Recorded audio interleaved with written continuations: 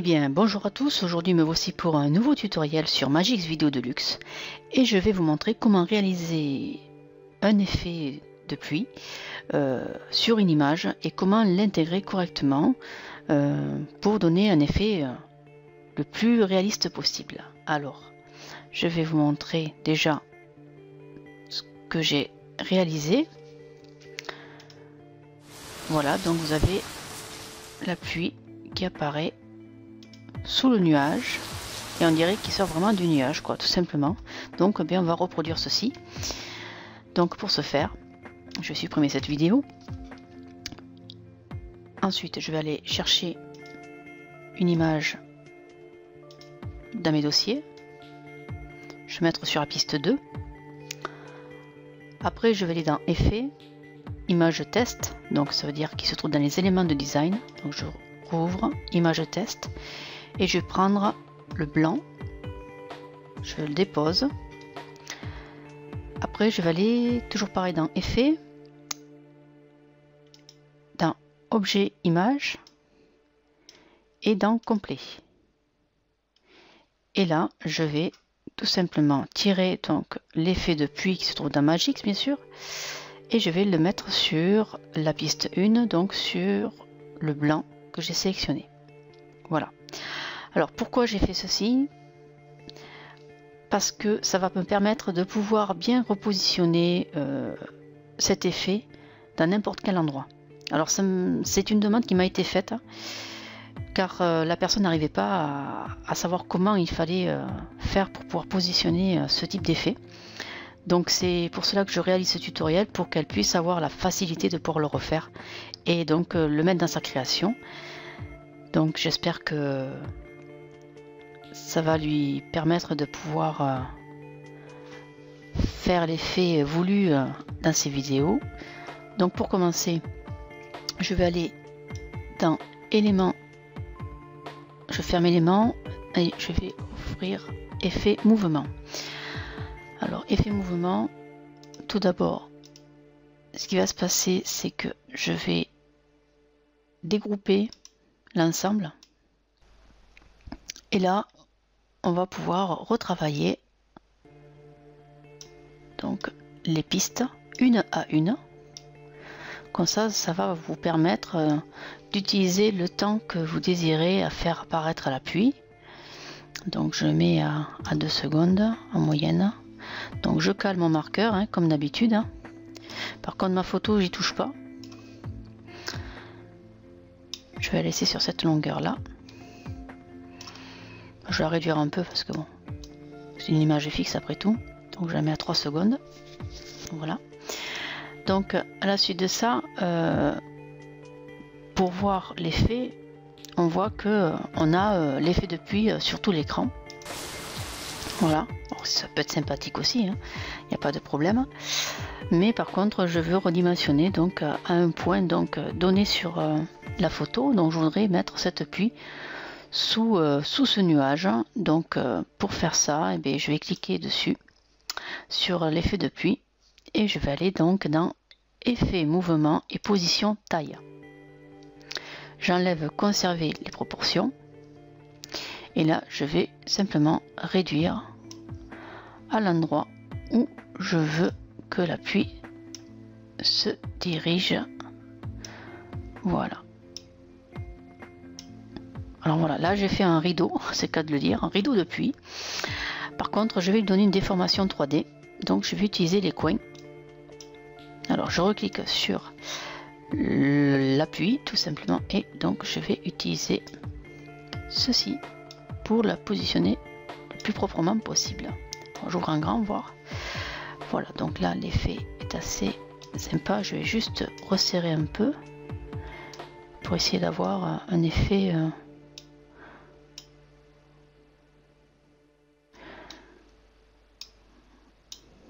plus resserré, plus recentré. Voilà. Pour donner un petit effet. Voilà. Bien. Maintenant, je reviens en mode normal. Donc après, je vais utiliser donc bien sûr les effets de masque. Alors pour ce faire, je vais déjà dégager la piste vais remettre le curseur au bon endroit. Je vais augmenter un peu. Voilà. Je vais descendre l'appui. Voilà, donc on va mettre un peu dessus, comme ça permet de la voir apparaître. Et là, je vais aller donc dans Effets vidéo, Chrominance. Alors, pour commencer, je vais charger le masque d'effet. Je vais sur HD. Et je vais donc utiliser des masques qui sont prédéfinis pour pouvoir avoir un réalisme, pour donner un réalisme dans la photo. Donc là, je vais cliquer sur celui-ci et je vais le positionner à la même hauteur que donc l'effet. Voilà. Donc là déjà, on voit plus rien, c'est normal. Donc ici, je vais cliquer. Pardon, j'éteins. Je ferme. Voilà. Donc ici, je vais utiliser donc le mode alpha. Mais on voit que ça fait rien du tout. Donc, je vais me remettre en CTRL Z pour supprimer. Pourquoi? Parce que je veux juste positionner à l'endroit voulu la position du masque. Donc c'est pareil, j'enlève la proportion. Je vais mettre en grand. Je descends. Et je vais essayer donc de pouvoir, pour que je puisse cacher, on va dire, le petit bout. Alors vous voyez là ici on voit la lumière apparaître, la lumière pardon, l'appui qui apparaît. Donc en vérité il faut que le noir soit en dessous et le blanc au dessus. Donc je vais juste faire comme ceci, faire une petite bande. Je vais revenir sur déformation, je vais ouvrir en grand et là je vais essayer de déformer un peu pour qu'il y ait vraiment un bel effet là.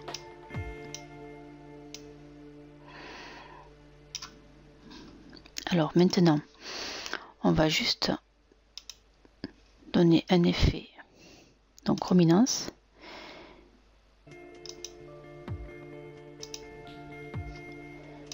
Alors il y a la flèche, hop, et là j'ai tourné la flèche dans l'autre sens. Alors je refais CTRL Z. Donc j'ai cliqué dessus, alpha, je clique dessus, je mets un dessus mais j'ai pas cliqué. Je mets la flèche en haut. Alors j'ouvre en grand et là on voit que on voit bien sûr la partie là que je voudrais qu'elle soit cachée. Et bien ça n'a pas trop fonctionné. Donc du coup, ce qui va se passer, je vais recliquer dessus, je vais me remettre sur taille et position. Et là, je vais ouvrir en grand et je vais retravailler un peu. Voilà. Pour que le masque cache au maximum l'appui. Voilà, normalement, ça devrait le faire. Là, je me remets sur importation. Là, j'ouvre en grand. Et là, on voit bien que l'appui sort bien du nuage. Donc, si je recule, je fais lecture. Et là, donc, vous avez bien l'appui qui apparaît. Alors, c'est très court, hein, parce que je ne peux pas non plus vous faire un tutoriel. Voilà, hop, pardon. Voilà. Alors après, à partir de là, je vais essayer de donner un autre effet un peu plus réaliste. Donc je repars sur effet, je vais aller sur chrominance, toujours pareil, je vais dans masque, charger les masques d'effet, HD, et là je vais utiliser un autre effet qui va se trouver. Alors je vais me mettre sur le côté, je vais ouvrir. En vérité, je vais prolonger, comme ça permettra de mieux voir sur la longueur. Comme ça ira beaucoup mieux. On percevra mieux l'effet. Et bien, un peu capricieux ce soir. Voilà. Voilà. Donc celui-ci. Donc là on voit le masque qui est juste en dessous. Alors là on va le mettre aussi en mode alpha. Mais par contre on va, voilà, juste avancer un peu comme ça. Et on voit que ça n'a rien fait. C'est normal. Parce qu'en vérité, là on voit que le masque il a tout recouvert.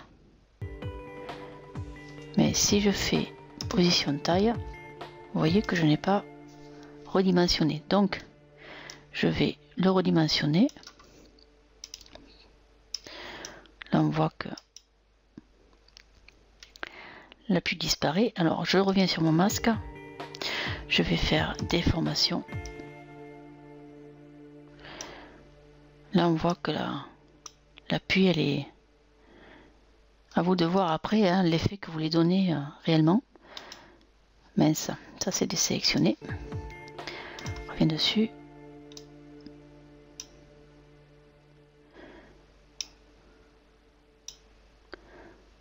Après à vous de voir. Pour donner un effet un petit peu moins brut.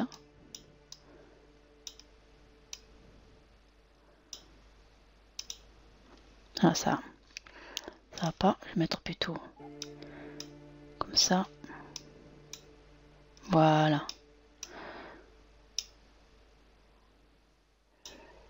Après à voir, hein.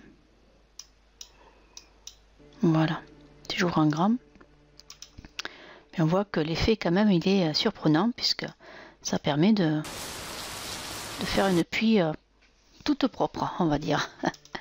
Voilà, donc l'effet désiré pour moi est terminé. Maintenant, je vais supprimer, je pense que là, l'effet reste.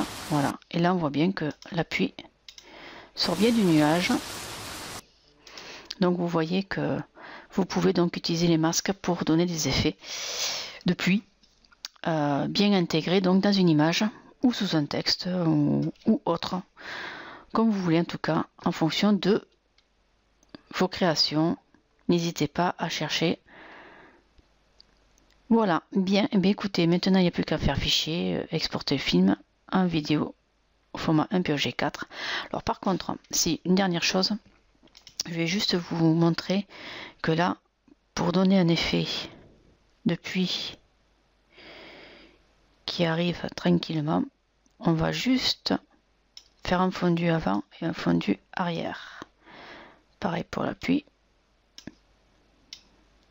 Donc la bande vidéo va normalement faire lecture. Voilà. Alors moi ce que je fais un peu plus, j'avance un peu plus le fondu. Pareil pour l'appui. Et je fais lecture. Voilà. Comme ça fait vraiment un bel effet. Donc là je fais exporter le film. Vidéo format MPEG-4. Là je suis OK. Et ça encode. Voilà. Et donc bon, je fais pas sauvegarder, c'est pas la peine. Et là, voici le résultat. Voilà. Tout simplement. Eh bien, j'espère que ce tutoriel vous aura plu. Pour moi, il est terminé. Je vais vous souhaiter une bonne journée et je vous dis à un prochain tutoriel. Allez, au revoir.